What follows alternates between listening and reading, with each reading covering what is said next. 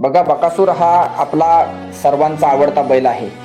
बकासूरने आज कित्येक लोकांना बैलगाडा क्षेत्राची आवड बकासूरने तयार केली आहे लोकांच्या मनामध्ये. आज बंदीच्या काळाच्या नंतर बघितलं आपण तर भारत सुंदर यांच्यानंतर जर मोठ्या प्रमाणावर बैलगाडा क्षेत्राकडे जर लोक कोण आले असतील तर त्याला निव्वळ कारण जर कोण असेल तर तो बकासूर असेल.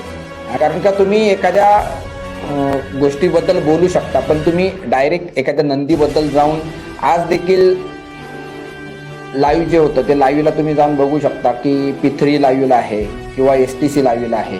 त्या लाईव्हवरती तुम्ही जाऊ शकता आणि त्या लाईव्हच्या चॅटबॉक्समध्ये तुम्ही आधी जाऊन ते बघू शकता की अतिशय खालच्या दर्जाची टीका ही त्याच्यावरती केली जाते. आणि पण अशा बैलावर टीका करतोय ज्या बैलानं सध्याच्या घडीला बैलगाडा क्षेत्रामधील एकही अशी स्पर्धा ठेवली नाही की त्या स्पर्धेमध्ये तो 1 नंबर करायचा राहिला आहे. आता सध्याच्या घडीला तुम्ही सांगू शकता की कोणता बैल आहे असा की ज्या बैलाने किंवा ज्या नंदीने बैलगाडा क्षेत्रामधील जी 5 मानाची मैदानं आहेत त्या 5च्या 5 मैदानावरती 1 नंबर केलेला आहे. तर सध्या फक्त बकासूर आहे.